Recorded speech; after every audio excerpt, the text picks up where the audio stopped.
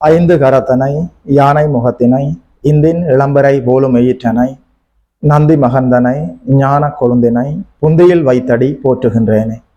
நமக்கு ஜோதிட ஞானத்தையும் கிரியா யோகத்தையும் தந்த குருமார்களுக்கு நன்றி. ஜோதிட சொந்தங்களுக்கு வணக்கம்.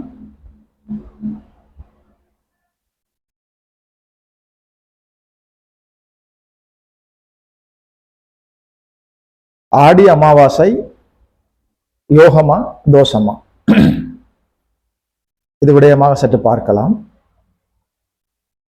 ஆடி மாதம் என்று சொல்கிற போது சூரியன் கடகத்திலே பயணிக்கிற காலம். மிதுனத்திலிருந்து சூரியன் கடகத்துக்கு வந்து கடகத்திலே பயணித்துக் கொண்டிருக்கிற காலம். கடகத்திலே சூரியன் அமர்ந்திருக்கிற போது ஆடி மாதம். அமாவாசை என்று சொல்கிற போது ஒரே ராசியில் சூரியனும் சந்திரனும் சேர்ந்து அமர்கிற போது அமாவாசை ஏற்படுகிறது. அமாவாசையின் போது சூரியனும் சந்திரனும் ஒருங்கே ஒன்று சேர்கிறார்கள் ஒரு ராசியில். ஆடி அமாவாசை என்று சொல்கிற போது கடகத்திலே சூரியனும் சந்திரனும் சேர்ந்து அமர்கிற காலம், சேர்ந்து பயணிக்கிற காலம். தாயை குறிக்கக்கூடிய கிரகம் சந்திரன், தந்தையை குறிக்கக்கூடிய கிரகம் சூரியன், இருவருமே தாயின் வீடான கடகத்திலே ஒன்று சேர்கிற காலம். இந்த ஆடி அமாவாசை தோஷமா யோகமா என்று பார்க்கிற போது சூரியனுக்கோ சந்திரனுக்கோ ஆட்சி வீடாகவோ உச்ச வீடாகவோ வருகிற போது அங்கே சூரியனும் சந்திரனும் சேர்ந்திருந்தால் நிச்சயமாக அது யோகமாக வேலை செய்யும், தோஷமாக வேலை செய்யாது. மேசத்திலே சூரியன் உச்சம், ரிஷபத்திலே சந்திரன் உச்சம், கடகத்திலே சந்திரன் ஆட்சி, சிம்மத்திலே சூரியன் ஆட்சி. மேசம், ரிஷபம், கடகம், சிம்மம், இந்த 4 வீடுகளில் அமாவாசை அமைப்பில் சூரியனும் சந்திரனும் சேர்ந்து அமர்கிற போது அது தோஷமாக வேலை செய்யாது, யோகமாக வேலை செய்யும். நிச்சயமாக ஆடி அமாவாசை யோகமாகத்தான் இருக்கிறது, தோஷமாக இல்லை. அது மட்டும் இல்லை, ஆடி அமாவாசையின் போது உங்களுடைய முன்னோர்களுக்கு திதி கொடுப்பது, தர்ப்பணம் கொடுப்பது, அதாவது முன்னோர்களுக்கு நீங்கள் ஏதாவது ஆன்மீக கடமைகள் பாக்கி வைத்திருந்தால் அவற்றை நீங்கள் நிறைவேற்றிக் கொள்வதற்கு இந்த ஆடி அமாவாசை உங்களுக்கு ஒரு வாய்ப்பை தருகிறது. உங்கள் வாழ்வில் பித்ரு தோஷம் இருந்தால் நிச்சயமாக அது அப்படியே விலகிவிடும். பித்ரு தோஷத்தின் காரணமாக திருமண தடை, குழந்தை பாக்கியமின்மை, பொருளாதார முன்னேற்றமின்மை, இது போன்ற அமைப்புகள் ஏற்பட வாய்ப்பு இருக்கிறது. ஆடி அமாவாசையின் போது உங்களுடைய முன்னோர்களுக்கு தர்ப்பணம் கொடுத்து, அதாவது உங்களுடைய முன்னோர்களுக்கான உங்களுடைய ஆன்மீக கடமைகளை நிறைவேற்றுவதற்கு ஆடி அமாவாசை உங்களுக்கு மிகப்பெரிய உறுதுணையாக இருக்கிறது.